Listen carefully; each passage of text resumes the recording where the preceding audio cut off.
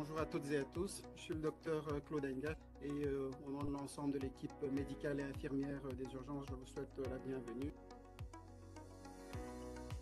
Parfois les traitements sont parcellaires, parfois les patients ne connaissent pas très bien leurs médicaments et on peut avoir avec des petits indices savoir s'ils prennent principalement donc, des diurétiques, hein, c'est ça qu'on a envie de savoir. Définir et décrire comment se préparer à un accouchement inopiné. Expliquer aussi la séquence de prise en charge d'un accouchement eutocique inopiné. En charge du patient brûlé dans une situation aiguë, donc en dehors d'un centre de bruit. Alors on va commencer par une grosse question, en fait, c'est l'épidémiologie de la brûlure. Et donc quand on a un traumatisé qui saigne, c'est en général là de ces cinq parties-là, et ça permet d'orienter son diagnostic. Quand il avait dû s'occuper d'une autre personne dans la cellule à côté, puis il y avait eu des bruits qu'ils ont regardés, et puis ils se sont rendus compte assez tardivement qu'il y avait des mouvements bizarres. Éminemment sensible pour les futurs parents, ceux qui ne le deviendront peut-être même jamais. C'est important de trouver une relation de confiance dans le dialogue avec les parents. Le dumping précoce n'a rien à voir avec le dumping tardif, si ce n'est que la cause est la même. C'est une absorption de sucre ou d'aliments hyperosmolaires. Le dumping précoce, c'est une...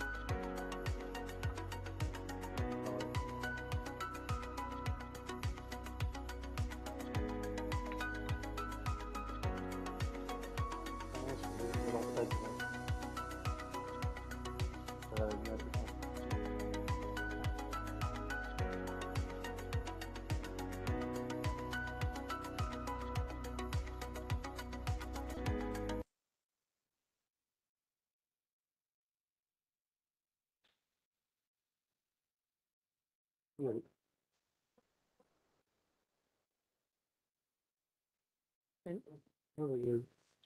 Alors, on va commencer. Donc, bonjour à toutes et à tous. Je m'appelle Jérôme Vandenabé. Je suis infirmière CAMU ici aux urgences de Oui depuis un peu plus de 8 ans maintenant.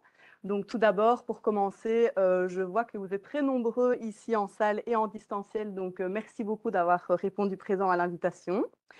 Je vous souhaite donc la bienvenue pour cette nouvelle réunion du trimestriel des urgences de Oui, qui a pour thème l'ECMO aux urgences et en unité de soins intensifs. L'ECMO est une thématique complexe, transversale et pluridisciplinaire qui requiert la participation de plusieurs acteurs.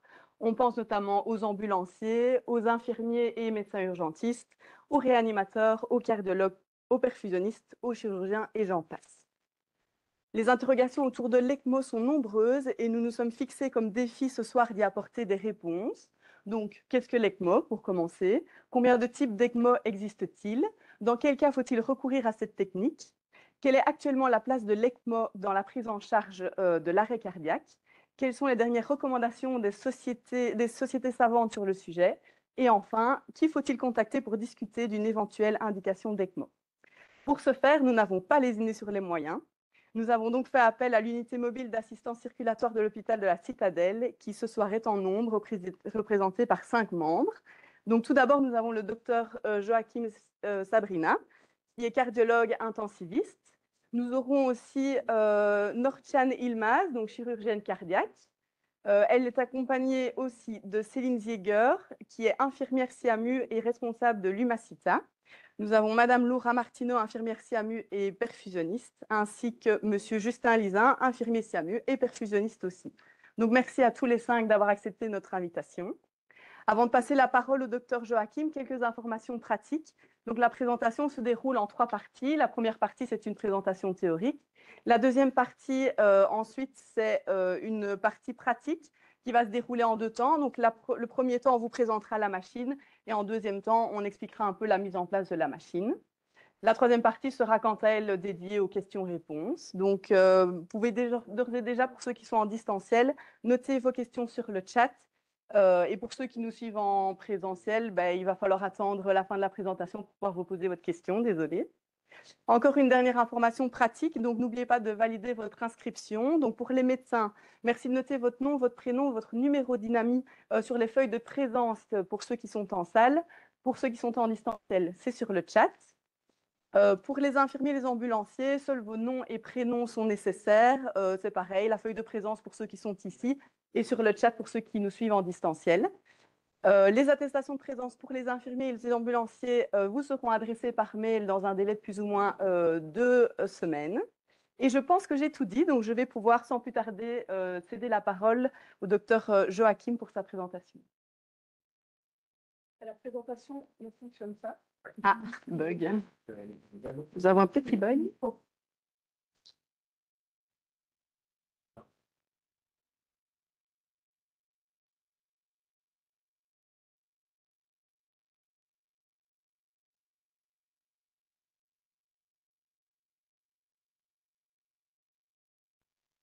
Ça fonctionne là? Ouais. Parfait. Bon, et meublé en attendant, je voulais vous remercier de m'avoir invité. C'est une invitation qui a une saveur particulière parce que mon tout premier job de médecin, c'était ici. Donc, quand je suis sortie de mes études, j'ai fait 3 ans de médecine générale et je travaillais comme BMA. Et mon tout premier jour de travail, c'était avec Jean-Mi, qui relisait tous mes ECG pour être sûr que je ne passe pas à côté d'une arythmie ou d'un infarctus. Et donc, mes tout premiers pas comme médecin, c'était ici à Oui, avec pas mal d'infirmières qui sont dans la salle, qui m'ont bien appris mon métier. Et mon premier job, c'était Pascal Traco qui me l'a offert. Donc, c'est très particulier pour moi d'être ici ce soir. Et je vais commencer la présentation dès qu'elle arrive. Ça va?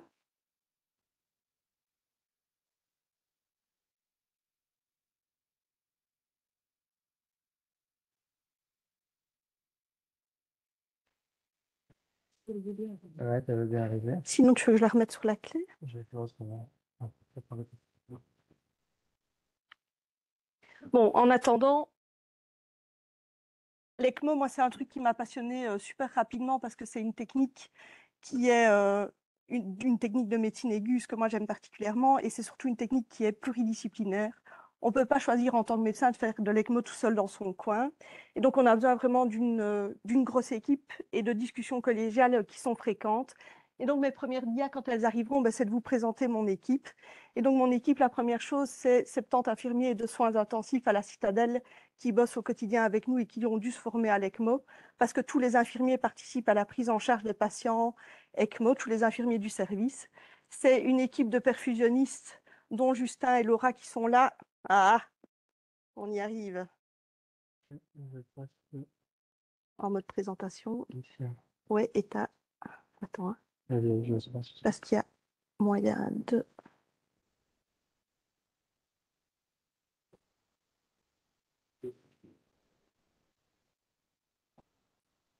On va le passer en mode présentation traditionnelle.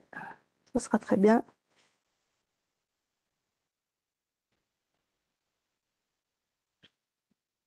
OK. S'il veut bien changer les liens, ce sera top.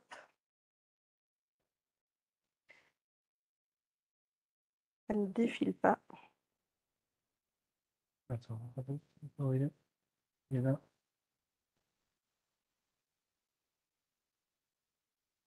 Voilà. Ça y est. Et donc, j'ai commencé par les autres. Mais donc, j'ai 3 perfusionnistes qui travaillent avec moi en permanence. Justin, Lisa, Anthony Massaro et Laura. Justin et Laura sont avec nous.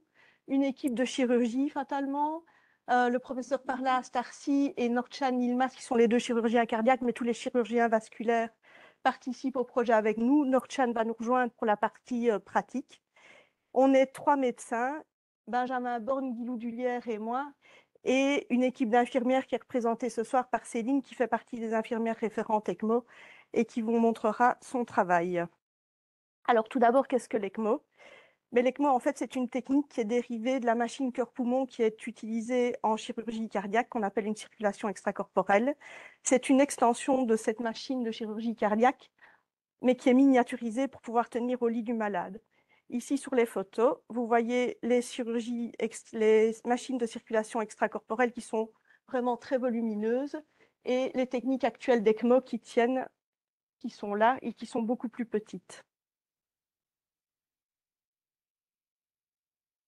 Oui, non?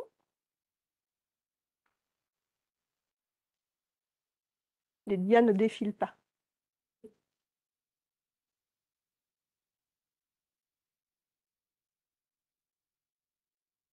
Je suis désolée. Oui, pas de souci. Non. Il faut Et que la souris reste ici, en fait. Il faut que la souris reste en place. Voilà, elle va disparaître, mais... Nickel. Et donc, qu'est-ce que l'ECMO? L'ECMO, c'est une membrane d'oxygénation qui est ici. Si on la déplie, ça remplit la surface d'un terrain de foot. Cette membrane d'oxygénation, elle permet d'amener de l'oxygène au malade et d'enlever le CO2. Et elle remplace donc les poumons de façon globale. Et puis, il y a une pompe. Cette pompe, elle entraîne le sang et elle remplace le cœur. La pompe, c'est ce que vous voyez ou pas ici.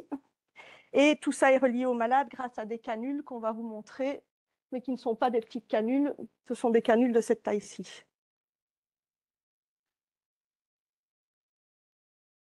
Alors, lorsque l'ECMO draine le sang du malade par une veine et qu'elle réinjecte le sang au malade par une autre veine, l'ECMO est appelée une ECMO véno-veineuse. Dans cette configuration-là, son rôle, c'est de remplacer le rôle des poumons. Lorsque l'ECMO draine le sang du malade par une veine et qu'elle réinjecte le sang du malade par une artère, elle est appelée ECMO véno-artérielle. Et dans cette configuration-là, l'ECMO, ce qu'elle fait en plus, c'est assurer une hémodynamique au patient et elle remplace le cœur. Un bref historique de l'ECMO. Donc, le premier malade qui a bénéficié d'une ECMO et qui est sorti vivant de son ECMO, c'était en 1971. C'est un patient qui avait fait un trauma de moto, qui avait eu une déchirure de son aorte et qui avait des contusions pulmonaires. Il a bénéficié de l'ECMO que vous voyez ici, qui est l'immense cuve qu'il y avait là, et pendant 75 heures avant de pouvoir être sevré, une fois que son insuffisance respiratoire sur ses contusions pulmonaires avait disparu. Avec une cuve pareille, il a eu besoin d'une transfusion de 70 unités de globules rouges. Et donc, c'est le premier patient qui a survécu, mais clairement, la technique en l'état à cette époque-là ne permettait pas une utilisation comme on en fait maintenant. Néanmoins, les cliniciens étaient enthousiastes et ils se sont dit qu'ils tenaient une machine qui allait pouvoir sauver des vies. Et ils ont continué à améliorer la technique, d'une part, et à implanter des ECMO à des patients, d'autre part. Ces cliniciens enthousiastes qui ont permis de développer la technique, les voici.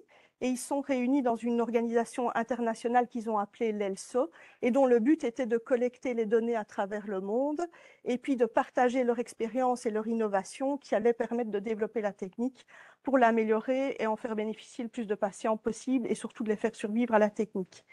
Et surtout, l'essor principal de la technique, ça a été en 2009. En 2009, il y a eu la pandémie de grippe H1N1 qui était un sous-type de grippe qui touchait des patients jeunes et qui donnait des ARDS, des insuffisances respiratoires aiguës qui étaient fulminantes et vraiment très, très, très sévères. Et donc, les réanimateurs se sont trouvés confrontés à des patients jeunes qui mouraient très rapidement. Et ils se sont dit qu'il y avait une place pour la technique pour essayer de sauver ces patients qui n'arrivaient pas à sauver autrement. Et donc, en 2009, on voit vraiment l'essor de la technique avec les premiers cas rapportés de séries de patients qui survivent à des ECMO. Quand est-ce qu'on parle de mettre une ECMO?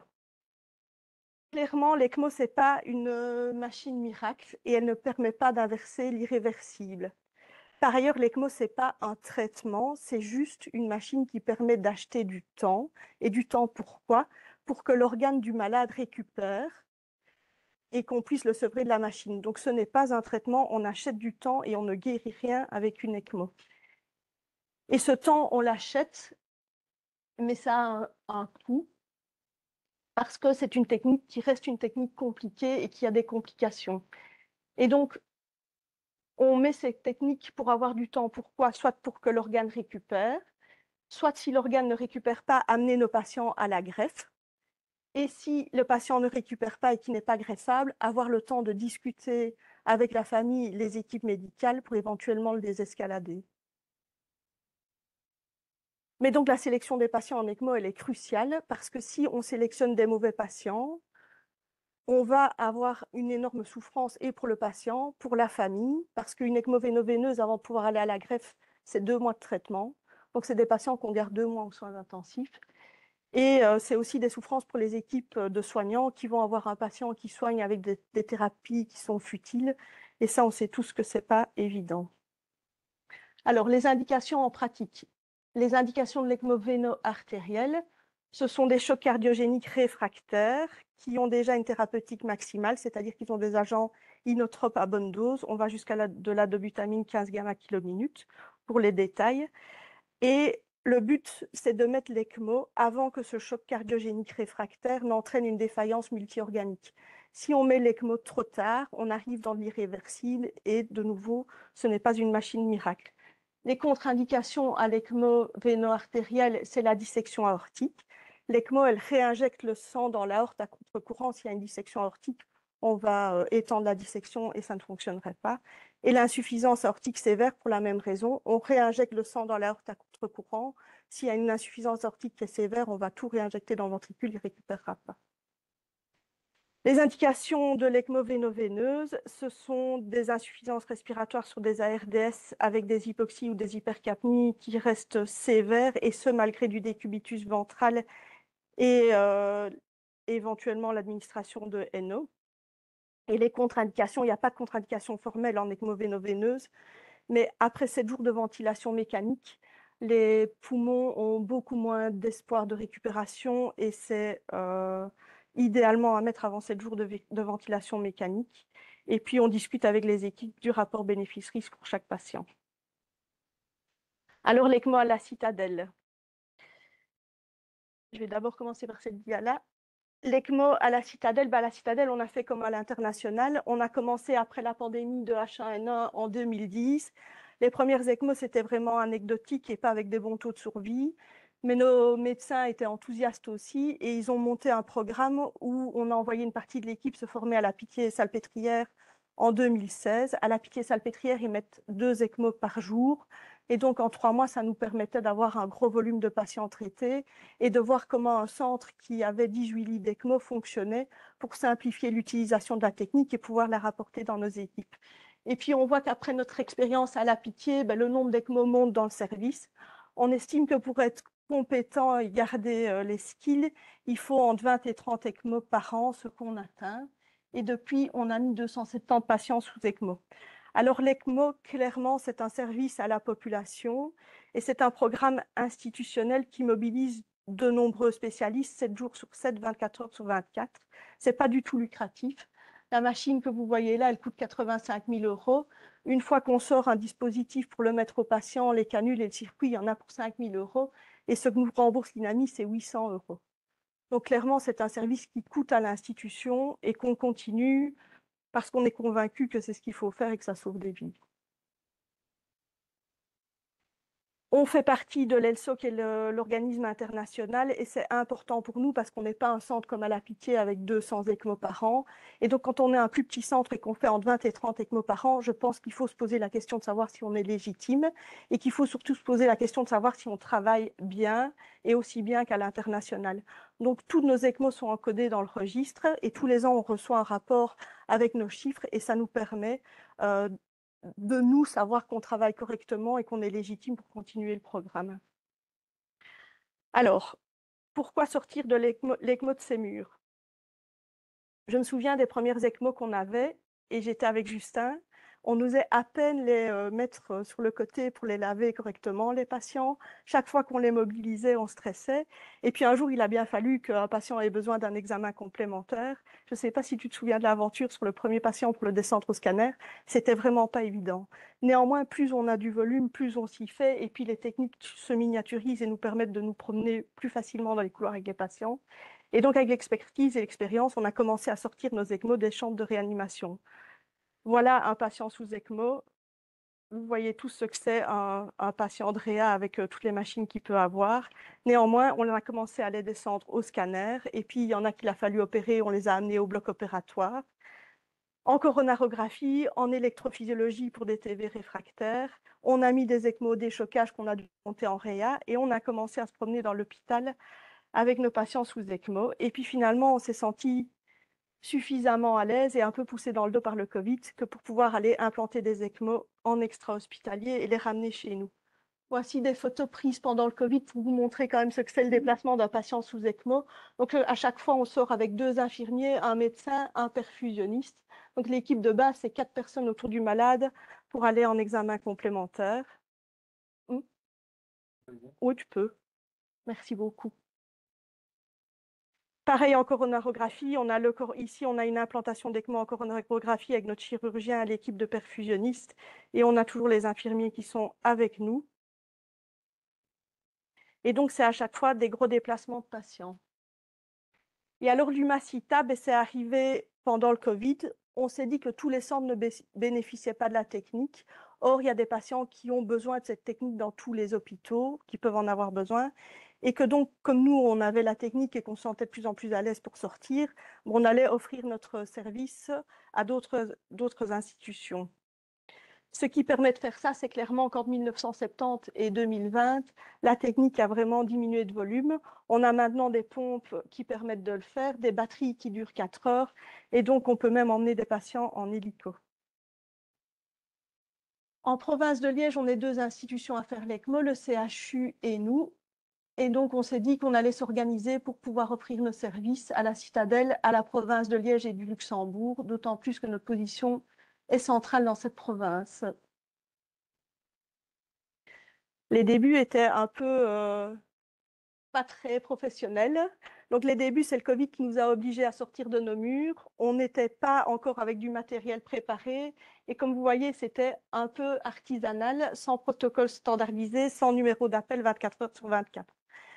Donc, au fur et à mesure des patients qu'on a été canulés à l'extérieur, on est devenu de plus en plus structuré et on ressemble de plus en plus à des professionnels. Et on a un protocole de mise en place pour nos ECMO et un numéro d'appel unique qui est là 24 heures sur 24, 7 jours sur 7.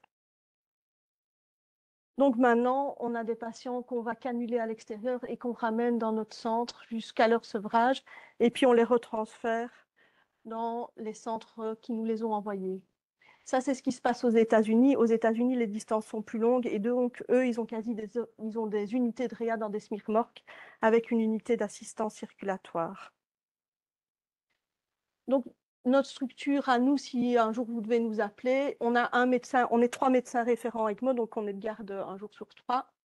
On a un numéro d'appel unique qui est joignable 24 heures sur 24, 7 jours sur 7. On a une équipe qui est composée, quand on se déplace, d'un infirmier perfusionniste, d'un chirurgien cardiovasculaire, d'un médecin urgentiste et d'un médecin intensiviste. Donc, on arrive systématiquement à 4 médecins pour canuler l'ECMO. On a un ambulancier avec notre ambulance de transfert et on a une collaboration étroite avec les équipes de l'hôpital où on implante l'ECMO. Vous l'avez déjà vu plusieurs fois chez vous dans le service, ici en réa. Céline va vous en parler plus tard, donc je ne vais pas m'attarder dessus, mais on a fait une fiche qui explique les indications et qui explique ce dont on a besoin quand on vient pour que les équipes soient à l'aise.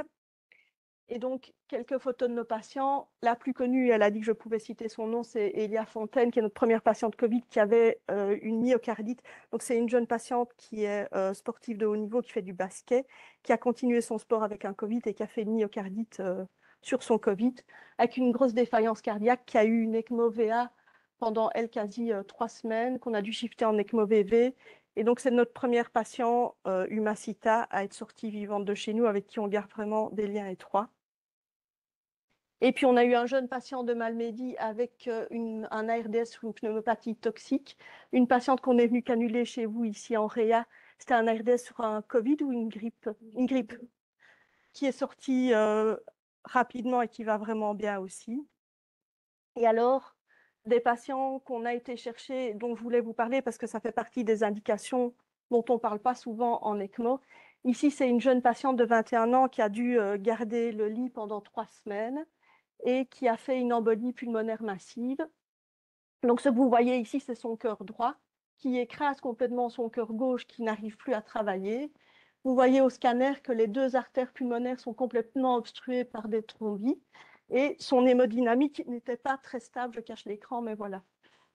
Elle a été fibrinolisée dans l'hôpital où elle est arrivée et malgré la fibrinolyse, elle gardait ce tableau-là. Et donc, ils nous ont appelés pour lui mettre une ECMO. La particularité des chocs cardiogéniques sur ECMO, c'est que c'est une défaillance droite et que ces patients-là, si on les intube, clairement, ils meurent. C'est des patients à l'intubation avec un cœur comme ça qui s'arrêtent et qu'on récupère quasi jamais. Donc la particularité des embolies pulmonaires qui échappent à la fibrinolyse et qui gardent une défaillance, c'est qu'on leur met des ECMO visibles dans les hôpitaux où on va. Donc ici, on a l'anesthésiste qui fait une sédation légère et un peu d'hypnose. Et on a Benjamin Borne et nos chirurgiens qui canulent la patiente vigile.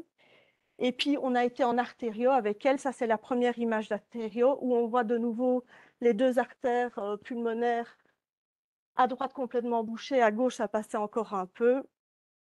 Et on fait ce qu'on appelle une thrombectomie percutanée. Donc, on va, avec un matériel qui s'appelle le FlowTriever, rechercher les thrombis. Et ce qui permet au sang de repasser dans les artères pulmonaires et à l'hémodynamique de s'améliorer quasi instantanément. C'est assez impressionnant à voir. Voilà la technique. Donc, il monte un guide, c'est une méthode de guide de Sellinger dans l'artère. Il déploie un parapluie et il ressorte le thrombus. Elle a été sevrée 24 heures après de son ECMO. Concrètement, je pense qu'on aurait pu la sevrer sur la table d'artério, mais on s'est dit que par sécurité, on n'allait pas le faire. Extubée après 3 jours et elle n'a aucune séquelle, cette patiente-là. Pas d'hypertension pulmonaire résiduelle. Oups. Je reviens en arrière.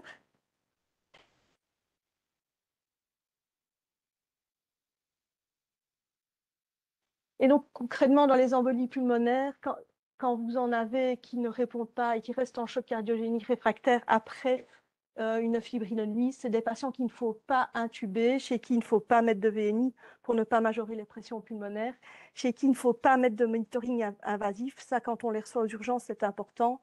Pas d'artère, pas de sonde urinaire, pas de voie centrale, parce que si le patient se dégrade et qu'on doit le fibrinoliser, c'est des choses qui peuvent donner des chocs hémorragiques assez rapidement. Donc, monitoring invasif contre-indiqué, l'optiflow à privilégier, une sédation légère pour de l'anxiolyse, un suivi clinique, fréquence cardiaque, pression artérielle, diurèse, et puis voir de quel côté le patient va évoluer. Et les lactates, évidemment, comme dans tous les chocs. J'ai repris la dia avec le traitement, mais vous connaissez ça aussi bien que moi. Et donc, si on a fait toutes les lignes de traitement et que le patient reste en choc cardiogénique réfractaire, la thromboaspiration, et s'il n'est pas stable, pensez à l'ECMO-VA vigile avant de l'intuber. Réellement, c'est une bonne indication avec de très, très bons résultats. Et puis, le dernier point que je vais développer, c'est l'ICPR pour les arrêts cardiaques extra-hospitaliers. Dans les arrêts cardiaques extra-hospitaliers, après 15 minutes de réanimation, on n'a plus qu'1% de patients qui sortent vivants de l'hôpital avec un bon statut neurologique. Et donc, l'idée de mettre des ECMO chez ces patients-là, c'était de rendre un débit avant de rendre un cœur qui se contractait, donc de rendre un débit avec l'ECMO pour oxygéner principalement le cerveau et les autres organes et ne pas avoir de patients en mort cérébrale ou en coma post-anoxique avec des défaillances multi-organiques. Et donc, il y a eu un gros engouement pour cette technique d'ICPR avec des équipes, notamment à Paris, qui ont canulé des gens dans le métro en extra-hospitalier et qu'on a beaucoup vu. Néanmoins, avec quelques années de recul, ce qu'on fait avec l'ICPR, c'est ce que nous, on appelle de l'ECMOR. C'est-à-dire que ça n'a pas vraiment de bons résultats et que bien souvent, on n'a pas de résultats meilleurs qu'avec une RCP traditionnelle. Alors, que dit la littérature? C'est le seul passage où je vous en ai mis un peu et pas beaucoup. Dans l'ICPR, il n'y a pas beaucoup d'études qui sont bien conçues. C'est des petites populations, donc difficile d'avoir des différences statistiquement significatives. Et en plus, ce sont des études souvent qui mélangent les arrêts cardiaques intra-hospitaliers et extra-hospitaliers, ce qui n'est pas du tout la même chose. Grosso modo, le message, c'est ça. L'ICPR pour les arrêts cardiaques intra-hospitaliers, c'est bien et ça donne de meilleurs résultats. L'ICPR pour les arrêts cardiaques extra-hospitaliers, c'est pas bien. Alors, les études. La première étude que je vous montre, c'est une étude tchèque qui est parue dans le JAMA en février 2022. une étude qui a été faite sur 264 patients. Et clairement, on voit qu'ils sont dans les timings où l'ECMO tourne en moins d'une heure, ce qui est recommandé. Néanmoins, malgré le fait que l'ECMO tourne en moins d'une heure, il n'y a aucune différence statistiquement significative de survie à 180 jours avec un bon pronostic neuro pour l'ECMO. Première étude, donc c'est leur conclusion. Pas d'amélioration des patients qui survivent avec un bon statut neuro. Deuxième étude que je vous ai mise, c'est une étude de 2023 de Resuscitation. Ici, ils ont pris 160 patients, un bras ALS classique, un bras ECMO, et pareil, pas de différence statistiquement significative en termes de survie avec un statut neurologique correct. C'est à ça qu'ils arrivent. Et une dernière étude du Lancet en 2023, qui est une méta-analyse, qui conclut à la même chose que dans les arrêts cardiaques extra-hospitaliers, il n'y a pas de différence significative entre une RCP traditionnelle et une ECMO. Par contre, dans les arrêts cardiaques intra-hospitaliers, la mortalité est moindre avec les ECMO. Donc, l'ICPR pour les arrêts cardiaques extra-hospitaliers, il n'y a pas de bénéfice en termes de survie avec un bon pronostic neurologique. Par ailleurs, il y a plus de saignement une fois qu'on met une ECMO, parce qu'après un arrêt cardiaque et une réanimation longue, les patients sont déjà coagulopathes et l'ECMO ajoute une coagulopathie via la technique en plus. Donc, c'est plutôt à décourager l'ICPR, sauf quelques cas particuliers. Et le cas particulier par excellence, c'est l'hypothermie, parce que l'hypothermie, elle protège tous les organes, y compris le cerveau. Et donc, dans ces critères-là, dans cette indication-là, on a vraiment des critères élargis. On tolère des no flow jusqu'à 1 heure, donc des patients qui sont en arrêt depuis 1 heure sans qu'on les masse, des low flow jusqu'à 6 heures, quel que soit le rythme initial, on accepte. Les seules contre-indications, c'est des hyperkaliémies sévérissimes, des patients qui sont en dessous de 14 degrés ou qui ont un pH inférieur à 6,4. Et donc, l'ICPR pour les arrêts cardiaques extra-hospitaliers, pas de bénéfice en termes de survie, je l'ai assez dit, plus de saignement, à décourager et à réserver à certaines situations exceptionnelles, les hypothermies, mais aussi des patients jeunes où vous arrivez à arriver suffisamment tôt dans un déchocage d'un hôpital qui a une ECMO. Donc, le message, c'est en extra-hospitalier et sur le SMUR. Si vous avez un patient qui est en arrêt cardiaque, qui est jeune, on l'a encore fait hier sur un jeune gars de 18 ans qui a fait un arrêt cardiaque sur un terrain de foot. On y a été. Mais donc, des patients jeunes en arrêt cardiaque, à partir du moment où vous avez 10 minutes de réa, c'est du scope and run vers un service d'urgence qui a l'ECMO. Et il ne faut pas attendre plus longtemps. Si vous arrivez dans le service d'urgence après plus de 40 minutes, on est trop tard que pour pouvoir mettre une ECMO. Donc, les critères qu'on a retenus, nous, pour faire de l'ECMO à la Citadelle, et j'ai eu Paul Massion du CHU au téléphone qui est d'accord avec ces critères-là, donc on va les remettre tous ensemble, le CHU et nous, les mêmes en fait. Donc, c'est des patients âgés idéalement de moins de 50 ans qui font un arrêt cardiaque devant témoin. Il ne faut pas faire d'ICPR s'il y a un no flow, ça c'est clair et net, et qui sont réanimés par quelqu'un formé au BLS. Vous le savez mieux que moi, mais quand vous arrivez sur des arrêts cardiaques extra-hospitaliers et qu'il y a des phones CPR en cours, la réal n'est pas souvent de bonne qualité. Il faut arriver dans le déchocage de l'institution qui a une ECMO dans les 40 minutes. Et donc, c'est vraiment mettre le patient qu'on masse dans le SMUR et tracer. Je vois Jean-Mi et Alex qui lèvent les yeux au ciel. Ouais, en pratique, c'est vraiment pas faisable. Ben oui, on est d'accord. C'est pour ça qu'on décourage la technique. Mais donc, arriver dans le déchocage dans les 40 minutes, il faut que le rythme initial soit défibrillaire parce qu'il est de meilleur pronostic, que la réad soit de qualité avec une TCR2 qui reste supérieure à 15 et qu'il n'y ait pas de comorbidité évidente sur le patient, ça reste cohérent. On a néanmoins des cas heureux. Ici, c'est un cas qui a été pris en charge par votre SMUR, c'était Thibaut Bertrand. Donc, l'histoire d'Enzo, c'est un petit garçon de 4 ans qui se promenait le long de la Meuse à cette période-ci avec sa maman qui est malvoyante. Et il est tombé dans la Meuse sans que sa maman le voie tomber dans la Meuse. Et donc, la maman a sauté dans l'eau pour aller sauver son petit garçon qui était dans la Meuse à cette période-ci, qui ne doit pas être très chaude. Quoi qu'ils en soient, ils ont tous les deux fait une hypothermie sévère et ils sont tous les deux arrêtés. Et donc, on a été contacté par Thibaut, qui était sur le SMUR de Oui, avec, je crois que c'était Olivier Gonz, justement, comme pompier sur l'ambulance. Et donc, ils nous ont sonné en nous disant qu'ils ramenaient un petit garçon de 4 ans pour lui mettre une ECMO. Et je me souviens très bien qu'on était de garde et qu'on s'est dit, ben oui, c'est super, mais on n'avait pas le matériel, on n'avait pas les canules, on n'avait pas le circuit. Et puis on s'est dit, bon, ben allez, la débrouille. On a sonné à la centrale 112, on a envoyé des pompiers qui ont accepté de jouer le jeu, qui ont été nous chercher des canules au CHU. Donc les perfusionnistes du CHU nous avaient préparé des canules bien gentiment. Et donc cet ECMO a tourné après 1h35 de massage.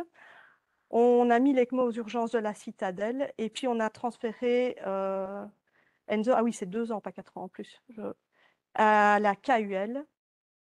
L'ECMO, elle a été sevrée après le 5e jour et il a rapidement quitté les soins intensifs. Et il est revenu vous dire bonjour, ah oui, ce petit bout. Et il va super bien en fait. Donc ça, c'est vraiment l'indication parfaite de l'ECMO dans l'ICPR. Donc les messages, les indications de l'ECMO véno-artérielle, le choc cardiogénique réfractaire malgré une optimalisation de la volémie, l'administration d'inotrope, mais avant que le patient soit ce qu'on appelle en crash and burn et en défaillance multiorganique. Les indications de l'ECMO véno-veineuse, c'est les ARDS en insuffisance, en hypoxie réfractaire ou en hypercapnie, malgré la mise en ventrale. Et si on veut essayer le NO, mais ce n'est pas indispensable. L'ICPR, on vient d'en parler. L'hypothermie, c'est la bonne indication, le tout étant toujours de savoir si le patient est mort de sa noyade ou de son hypothermie. Et ça, c'est pas facile non plus. Et voilà. Et j'en profite pour remercier mon équipe, Justin, Anto et Laura, qui m'accompagnent et qui font des centaines d'heures bénévolement pour ce projet parce qu'on y croit. Et mon équipe infirmière que je mets à toutes les sauces avec mes ECMO et qui me suit dans tous mes projets également. Merci de votre attention.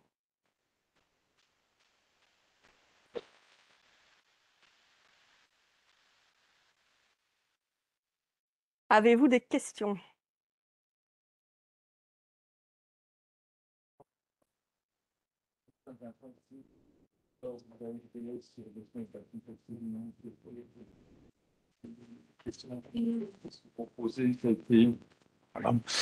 Cela a été motif de discussion, c'était un peu le timing pour brancher, je veux dire, après combien de temps, donc on a parlé après la première vague d'autant de jours d'ARDS, puis on a limité avant le 10e jour, ça a été le 15e, avant le 5e. 7e. 7e. 7e. Ouais. Nous, on a retenu. Alors après, je crois que l'ECMO, quand je disais que j'aimais vraiment bien ça parce que c'était un travail d'équipe, je pense sincèrement que c'est à discuter avec l'équipe qui est sur place en fonction du patient. S'il y a un jeune patient en ARDS et qu'on est au 8e jour de ventilation, on ne va jamais vous dire non. Mais dans les études, clairement, on démontre que le taux de sevrabilité est supérieur si l'ECMO est mise avant le 7e jour. Avant le 7e jour de ventilation mécanique. Alors, toute la question a été aussi pendant le Covid de savoir si l'Optiflow comptait pour de la ventilation mécanique ou pas. Ouais. Et la réponse, c'est je ne sais pas. À l'heure actuelle, c'est pas... Un patient à 12 jours, par exemple, ça c'est non. C'est très... Ça dépend de la ventilation aussi que vous avez appliquée au patient avant. Si c'est resté de la ventilation ultra-protectrice et qu'il n'a jamais eu une paix plate critique, qu'on n'a pas dû pousser, voilà, mais idéalement avant 7 jours. Et ça a vraiment été démontré que le taux de sevrabilité était supérieur si on la mettait avant 7 jours de ventilation mécanique. Ouais. Merci.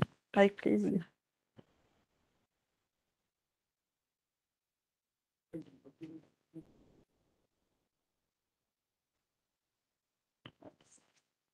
Et donc nous, on a une petite question, ou même plusieurs, mais on va d'abord commencer par une première. C'est quel est approximativement le coût journalier d'une assistance circulatoire sous ECMO? Le coût journalier, Sous-moi. mais donc le gros coût, c'est quand on la met. Et le coût journalier, je ne le connais pas, mais ce que je sais, c'est que ça implique le patient qui est sous ECMO, on surstaff l'équipe de nursing autour. Donc un patient sous ECMO VA, il a une infirmière H24 pour lui. Donc alors que chez nous, le ratio, c'est une infirmière pour 3 patients. Ici, vous êtes à combien? Une infirmière pour 3 patients aussi. Mais donc Pardon? Vous voyez qu'on peut faire mieux. Mais donc, une infirmière pour 3 patients chez nous habituellement, une infirmière pour une ECMO VA. Donc ça a un coût parce qu'on augmente le staff. Et sinon, c'est des patients qui sont des patients lourds de réa qui vont surtout avoir des CVVH, des trucs comme ça. Et le surcoût n'est pas énorme, c'est surtout à la mise en place. Ok. On a une question dans le chat. par Benjamin Laboule. Donc, Sabrina, utilises-tu les critères HOPE avant d'accepter une ECMO pour hyperthermie? Oui, Benja? Je ne sais pas, non. Hypothermique, oui. Pour une hypothermie, non. Pour l'hypothermie, on utilise les critères qui sont là. Que tu as cité tout à l'heure. Oui. Ok. Et encore une question. Comment Benja est-ce que vous Laboule. gérez l'insuffisance rénale interminale chez les patients sous ECMO? De la même façon que chez tous les patients Andrea, on branche une CVVH sur un cathé jugulaire ou fémoral. On ne branche pas les CVVH sur notre circuit d'ECMO. Trop de complications, trop compliqué. Donc on reste traditionnel. Ok. Tu es encore prête pour une autre question? Ouais. Quels sont les risques liés au transport d'un patient sous ECMO et comment vous les prévenez? Ben, le transport d'un patient sous ECMO, le risque principal, c'est la décanulation. Mais on a des bons chirurgiens qui sont arrivés là dans le fond de la salle qui nous fixent nos canules correctement. Donc les chirurgiens sont hyper attentifs à fixer les canules, qui plus est quand on va vers un transport, mais ça c'est vraiment un des points clés pour la décanulation. Et tout le reste, c'est tout ce qui est inhérent à un patient Andrea qu'on transporte. Et donc la façon de le prévenir, c'est d'être à plusieurs, d'avoir une checklist, de suivre la procédure et de faire bien attention à notre patient dans l'ambulance. Ok. Est-ce que quelqu'un a d'autres questions? Par rapport à un arrêt cardiaque ou une évolution pour arriver à la santé, le protocole adrénaline doit toujours être annoncé. Mettre de l'adrénaline pendant la... Oui. Oui. Parce qu'en France, ça, il ne faut pas le faire. On fait juste le Il n'y a massage. aucune étude qui a démontré que le fait d'injecter de l'adrénaline, il n'y a personne qui a osé faire une étude randomisée, RCP avec ou sans adrénaline. En tout cas, aux dernières nouvelles, ce n'était pas le cas. Et donc concrètement, nous, on continue à le faire, mais tu n'as pas d'étude qui démontre que tu dois le faire. Mais on le fait, oui. Donc, moi, j'avais une question, Sabrina. Justement, dans l'ECMO, chez les patients en hypothermie, votre cut-off en termes de température, c'est 28. Si on a un patient à 30, ça se discute ou pas? Mais tout se discute toujours, c'est ce que je disais. On n'est jamais fermé, mais donc le cut-off dans la littérature, c'est 28, oui. Question. La place de l'ECMO chez les patients pédiatriques. Alors, nous, personnellement, à la Citadelle, quand on fait de l'ECMO pédiatrique, c'est toujours en rescue. On n'a pas d'expertise suffisante que pour se lancer dans de l'ECMO pédiatrique chez nous, parce qu'on n'a pas le volume de patients pour être performant. Et donc, nous, quand on le fait, c'est des cas comme vous nous avez ramené pour sauver le patient, et puis on transfère à la KUL. Donc, moi, personnellement, je n'ai pas d'expérience et on ne va pas se lancer là-dedans parce qu'on n'est pas compétent sur le sujet, clairement. Il faut réserver ça à des centres d'expertise comme la KUL et du... Ok, super. Voilà. Pour le suivi, alors, ça, parce que tu les mets en Ben, on les implante, mais vraiment en rescue quand on n'a pas d'autres possibilités que nous. Et s'ils savent venir les implanter chez nous, on préfère qu'ils le fassent parce que de ton implantation dépend tout le suivi de ton malade. Et donc, réellement, on le fait que quand on n'a pas le choix. Merci. 4 4, mais alors, une fois qu'il y en a 3 qui tournent, donc il faut toujours une ECMO en backup au cas où on a un souci avec la technique. Et une fois qu'on a les 4 ECMO qui tournent, Justin a des contacts avec des perfusionnistes un peu partout, et donc on en fait revenir pour toujours avoir un backup au cas où.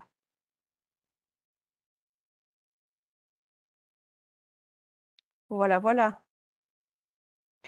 On vous proposait de faire une partie pratique où on vous montre la machine, ses composants et comment ça fonctionne. Et puis une partie pratique sur la façon dont on monte les canules. C'est surtout intéressant quand on vient mettre des ECMO chez vous en réa pour voir comment le patient est équipé et ce qu'on peut améliorer avant qu'on arrive. Et principalement dégager les voies d'accès où on canule. Ça vous convient? Eh ben, je laisse la place et le micro à mes collègues. Lorchan? Les filles? On commence par la machine, peut-être, c'est ça? On commence par la machine, oui.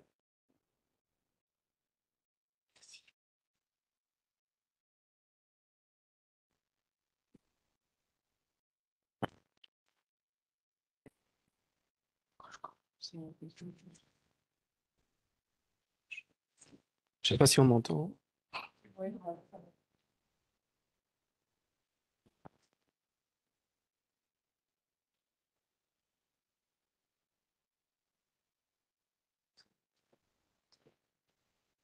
Je vais m'approcher pour montrer la machine.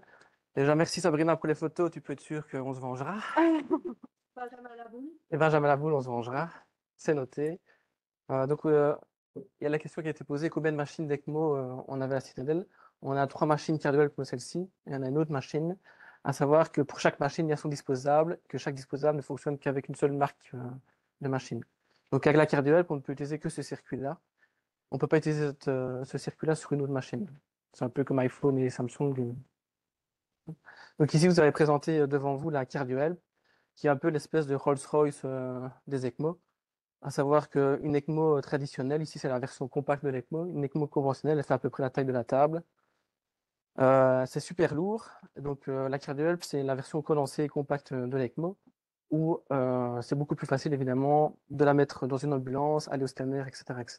Ou par exemple, si vous pouvez aller en salle d'op, on prend simplement la machine, on la met entre les jambes du patient sur le brancard ou sur le lit, et ça évite de devoir se déplacer dans les couloirs, dans les ascenseurs avec une console qui fait à peu près la taille de la table.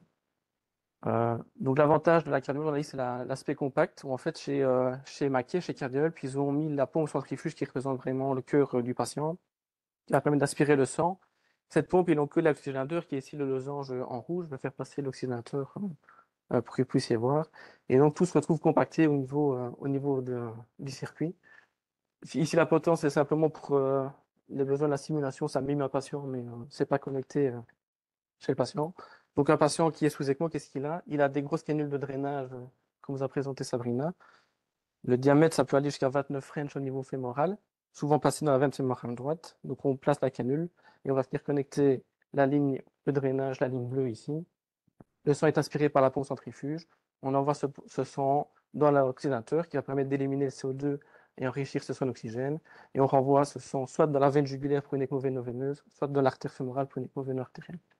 Je vais vous faire passer plusieurs types de canules pour que vous vous rendiez compte un petit peu de la taille, si toi tu connais, la taille des canules qu'on met en place. J'en ai encore 2.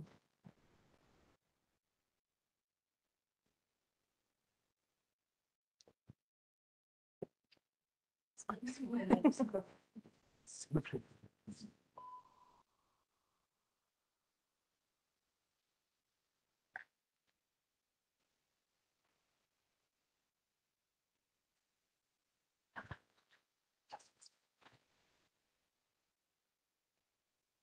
Sur la machine, vous avez différents paramètres qui sont affichés, qui sont mesurés.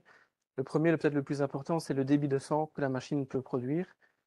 À savoir que pour les ECMO, notamment les ECMO véno-veineuses, on peut atteindre des débits qui sont de l'ordre de 5 à 6 litres, parfois 7 litres de débit de sang. Premier paramètre qui est affiché par la machine. Le deuxième paramètre affiché par la machine, c'est ce qu'on appelle les RPM, donc les rotations par minute. C'est les nombres de rotations de la pompe centrifuge qui va permettre d'aspirer le sang et envoyer ce sang au niveau de l'oxygénateur. Il y a différentes pressions qui sont intégrées dans le dispositif qui permettent de mesurer la pression, par exemple, à laquelle on aspire le sang, à laquelle on envoie le sang dans l'oxygénateur et la pression à laquelle on renvoie ce sang chez le patient. Il y a des indicateurs de batterie. Ici, par exemple, pour vous donner une idée, la batterie dure jusqu'à 7 heures de batterie. Donc, on est largement de quoi aller implanter les ECMO dans les hôpitaux partenaires, revenir avec le patient dans l'ambulance, même si maintenant on préfère pencher par sécurité la batterie, enfin l'ECMO sur une prise de courant. Ce qu'on nous pose aussi souvent comme question, c'est qu'est-ce qui se passe si la batterie arrive à zéro? Vous avez ici une manivelle. Et rigolez pas, c'est arrivé plusieurs fois où la batterie de la machine est arrivée à zéro, et donc on doit manuellement, en fait, avec cette manivelle, produire nous-mêmes le débit de la pompe pour envoyer le sang d'oxygénateur et puis chez le patient. Donc c'est des choses qu'on ne fait pas régulièrement, mais qui peuvent arriver. Donc on forme nos infirmières au passage sur la manivelle. Donc il y a toute une procédure de clampage du circuit, de passage sur la manivelle, pour que le temps d'arrêt de la machine soit le plus court possible, parce qu'évidemment, les patients se déstabilisent très très vite une fois que le circuit est arrêté, une fois que la machine est arrêtée. Au niveau des paramètres qu'on peut régler sur la machine, donc on a déjà parlé des RPM, donc la vitesse de rotation de la pompe et donc du débit de sang qui en découle. Ça, c'est le principal paramètre qu'on va régler ici sur la machine. Les deux autres paramètres qu'on va pouvoir régler, c'est la FiO2. On a un mélangeur de gaz sur le côté qui permet de monitoriser le pourcentage, un peu comme sur le respirateur, d'oxygène qu'on va administrer sur l'oxygénateur de 21 à 100%. Et ça va avoir une influence sur la PO2 du patient. Donc, plus on veut augmenter cette PO2, plus on peut augmenter la FiO2 de 21 à 5%. Ça, c'est le deuxième paramètre. Le troisième paramètre sur lequel on peut jouer, c'est ce qu'on appelle le balayage. Donc, c'est la quantité d'air et d'oxygène qu'on va administrer sous l'oxygénateur qui va permettre, un peu comme la fréquence respi sur votre respi, de laver le CO2, donc de diminuer cette PaCO2. Donc ça, si vous voulez, il y a un mélangeur médias qui est connecté ici. Et on va administrer ce mélange d'air et d'oxygène sur l'oxygénateur qui est la partie rouge ici. Voilà, il y a différents paramètres qui sont réglés. L'avantage de cette machine-là, c'est qu'elle peut mesurer en continu l'hémoglobine, l'hématocrite et la saturation veineuse et différentes températures en continu. Et le débit exact. Est-ce que vous avez des questions sur la machine, des interrogations? Oui. C'est ça.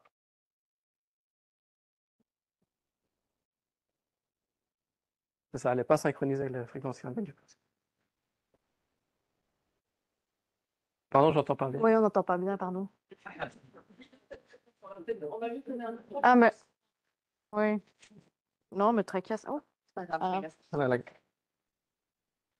Attends, s'il te plaît.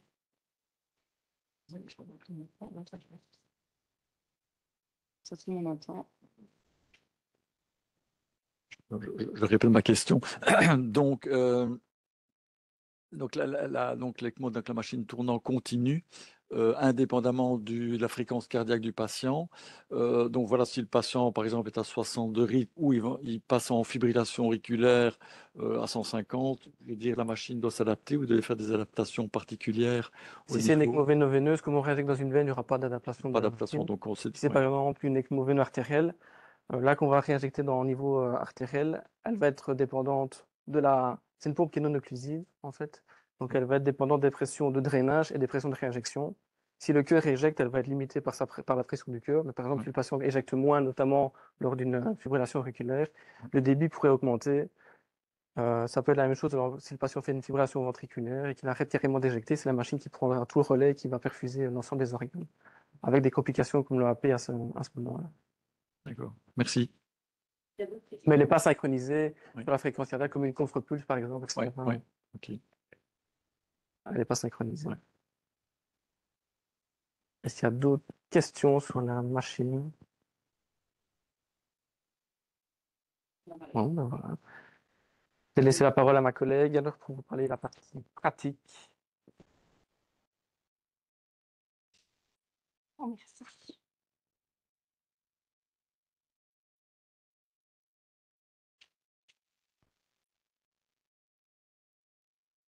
Donc voilà, bonjour à tous. Moi, je m'appelle Céline, je suis une des infirmières référentes ECMO dans le service. Un de mes rôles, c'est entre autres d'accompagner mes collègues infirmières, d'aider à leur formation, de les tutorer, d'être présente.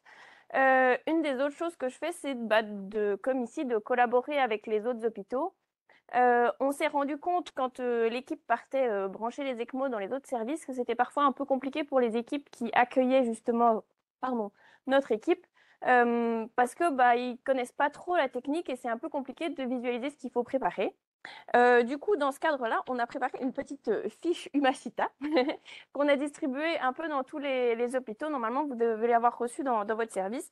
Le but, c'est que ça serve d'aide-mémoire pour quand on vient justement dans votre service, parce que je suis infirmière, mais dans l'équipe qui vient mettre les ECMO, il n'y a pas d'infirmière qui vient avec. Il y a le perfusionniste, mais lui, il est là pour s'occuper de sa machine, et donc il n'a pas le temps de s'occuper du patient à côté.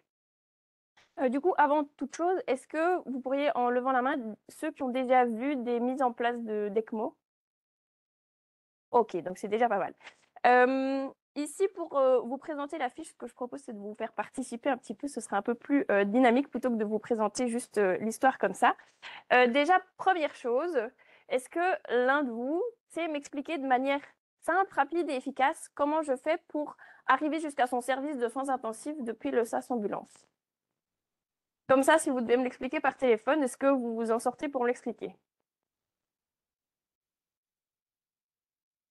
Ça n'a pas l'air... Généralement... Par la porte. Par la porte. Tout à fait. Généralement, ça va se conclure par... Donc, à partir du sas ambulance, vous prenez la porte. Bon, pas la première par là, plutôt celle-là. Après ça, vous passez par là, là, vous tournez à gauche, mais pas tout à fait celle-là. Donc, qu'un collègue vienne voilà, présent c'est en ça. ambulance. C'est ça notre demande. Si c'est possible, c'est de détacher quelqu'un qui puisse venir chercher l'équipe au sas ambulance. Ça règle quand même déjà le premier problème d'arriver jusqu'au labyrinthe du service. Et après ça, en fait, moi, le but de la fiche ici, c'est de préparer au mieux le patient et son environnement. Est-ce que vous avez des idées de choses qu'il faudrait préparer dans l'environnement, notamment pour que tout se passe bien quand on arrive? Faire de la place. Tout à fait, c'est un des premiers points les plus importants parce que là, vous voyez, la machine est compacte. Là, c'est un patient de simulation, nous sommes d'accord, mais le perfusionniste a quand même besoin de place pour pouvoir préparer sa machine, pour pouvoir purger tout le circuit. Il a aussi sa petite valise, il a une boîte de canules et au final, ils arrivent déjà à 4 plus tout le matériel. Rien que de rajouter ça dans une chambre, ça prend déjà plein de place.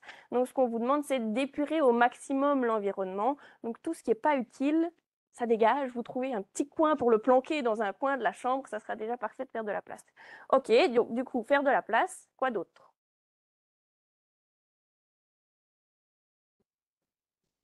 Ouais, une table d'instrumentation pour le chirurgien. Une écho, ouais, dans quel but? Examen à l'urgence.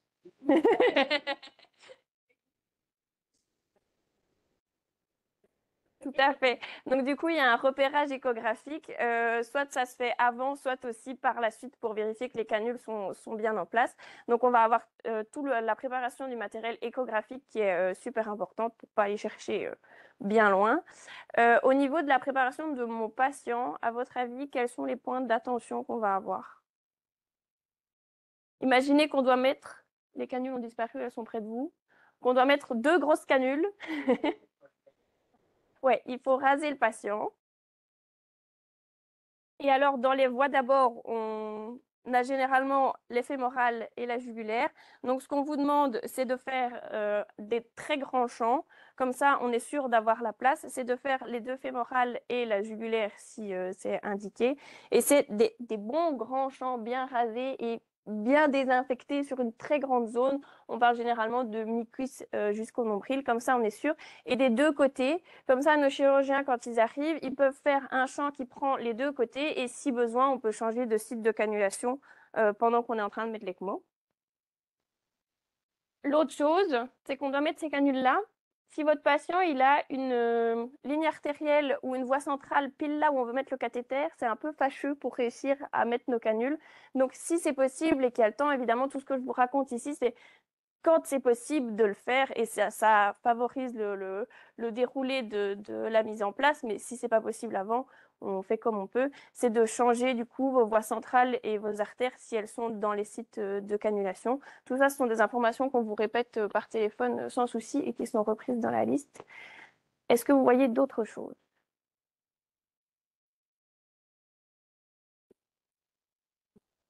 Une petite lumière portable, tout à fait.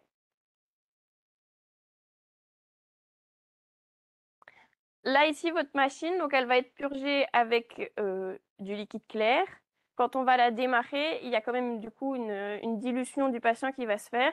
On sait que ce n'est pas possible dans tous les centres, mais quand vous avez la possibilité de réserver 2 culots de sang au laboratoire, on ne vous demande pas de les amener dans le service, mais au moins qu'ils soient disponibles au labo. Ça nous aide grandement si on en a besoin dans l'urgence. Donc voilà, globalement sur la fiche, c'est ça l'idée. On en a imprimé plein si vous voulez repartir avec une. On vous a remis ici en haut les numéros à appeler pour pouvoir avoir simplement l'avis ECMO, donc pour tomber sur nos médecins référents ECMO. Ici sur le côté, ce sont toutes les indications et contre-indications pour avoir un rappel. Pareil, quand vous voyez que votre patient est globalement dans ces zones-là, Sabrina vous les a présentées, vous contactez notre équipe ECMO et ils peuvent vous aiguiller. Et après ça, ici sur le côté, c'est toute la checklist de préparation du patient. Et donc, on a mis la préparation de l'environnement et après ça, la préparation du matériel.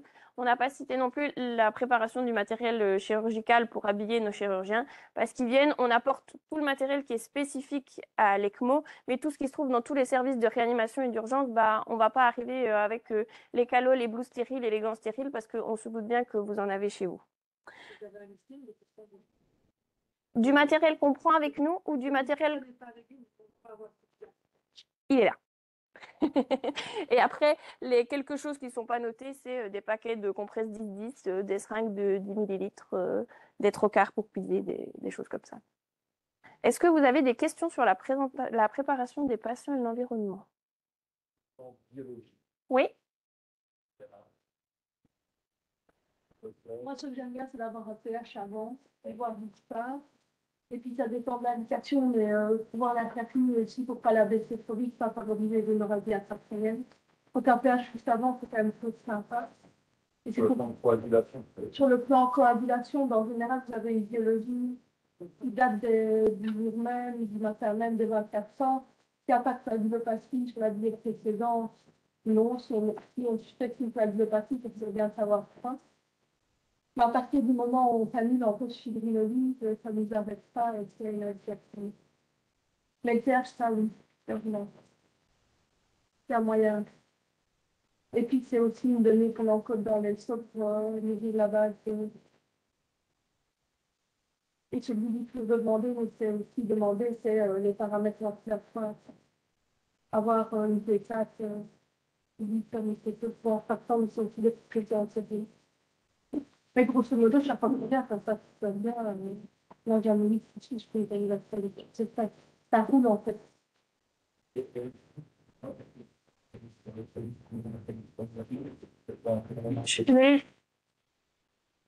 Oui, à la fois de cette PG, en effet, et la photo. Ah, pardon. Le micro. Pendant le Covid, en effet, avec Justin, on s'est fait piéger 2 fois sur des patients.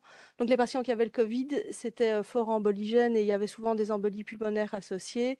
Et comme on insère la canule dans la veine fémorale et qu'on la remonte jusque dans l'oreillette droite, ben, quand il y avait du thrombus, on l'embolisait. Et on a un patient, la photo où on est parti canuler à Verviers, c'est une des premières fois où on partait canuler ailleurs.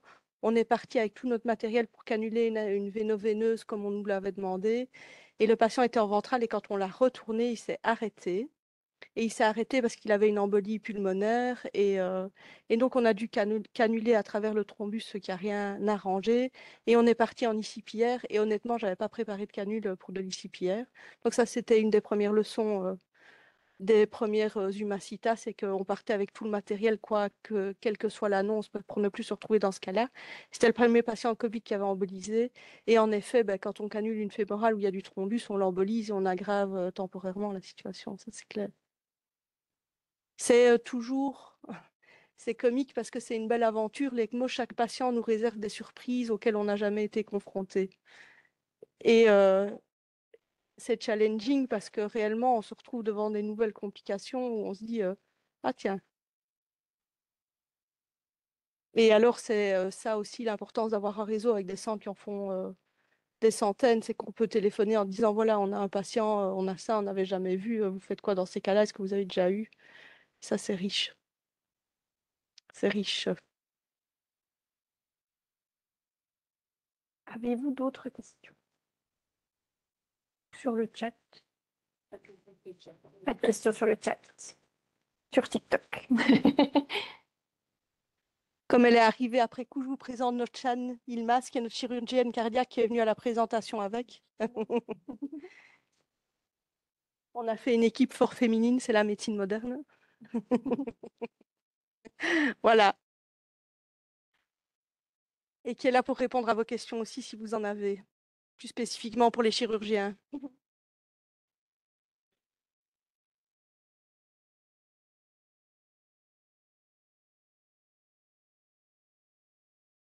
En tout cas, un tout grand merci à tous d'être venus nous écouter pour la présentation de notre projet.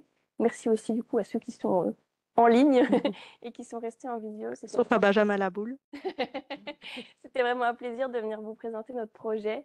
Et voilà, si vous avez des questions, n'hésitez pas à nous renvoyer des petits mails pour nous poser vos questions. On y répondra avec grand plaisir.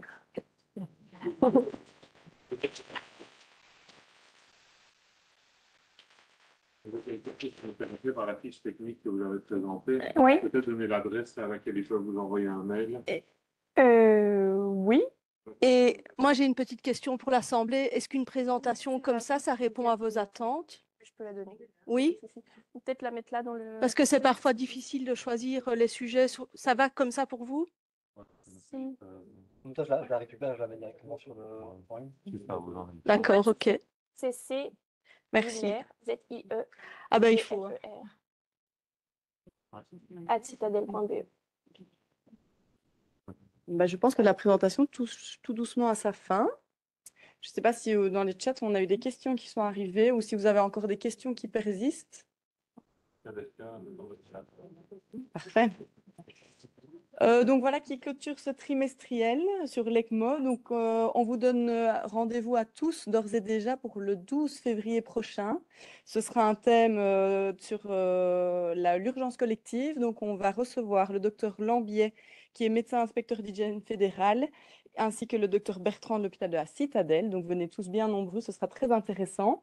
Pour ceux qui sont ici en présentiel, nous avons des sandwichs qui sont derrière, donc n'hésitez pas à vous servir. Et n'oubliez pas la feuille d'inscription, sinon on ne sera pas vous donner les attestations et les accréditations. Donc voilà, merci beaucoup pour votre présence et votre attention.